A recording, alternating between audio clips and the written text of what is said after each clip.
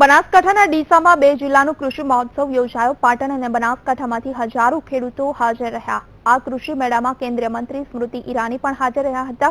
Deesa marketing ખાતે બનાસકાંઠા અને પાટણ એમ 2 જિલ્લાનો કૃષિ મહોત્સવમાં મુખ્યમંત્રી વિજય રૂપાણીએ પણ હાજરી આપી હતી। હરિભાઈ ચૌધરી રાજ્યના મંત્રીઓ અને બંને જિલ્લાના ધારાસભ્યો હાજર રહ્યા હતા। આ મેળામાં ખેડૂતોને સન્માનિત કરવા સાથે વિવાદિત એગ્રો કોલ્ડ સ્ટોરેજની ટાંકીનું અનાવરણ કરવામાં આવ્યું હતું। જો કે આ મેળામાં જનમેદનીને સંબોધન કરતા કાપડ મંત્રીએ જિલ્લાની મહિલાઓ દ્વારા દૂધ ક્ષેત્રે જે પ્રગતિ કરી છે તેને બિરદાવી મહિલાઓની પ્રશંસા કરી હતી। સરકાર દ્વારા 60 નવા બટાટાના કોલ્ડ સ્ટોરેજ બનાવવા સબસિડી આપવાની જાહેરાત કરવામાં આવી।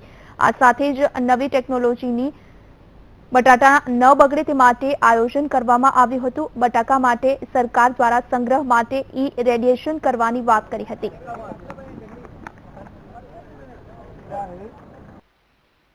और महिला की आय बढ़ने से वो न सिर्फ खुद आर्थिक रूप से स्वतंत्र और स्वावलंबी होती है, बल्कि उसके आशीर्वाद से उसका परिवार भी प्रगति करता है।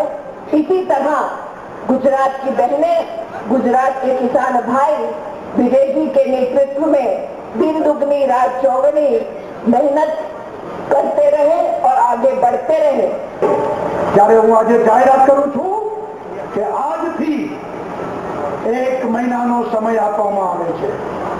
જે ખેડૂતોને પોતાનો લોડ ચેક કરાવવો હોય એ અરજી કરે અને અરજી કર્યા પછી અમારું તંત્ર એ લોડ જોશે, લોડ વધારો હશે તો આગલું બિલ આપવામાં નહીં આવે।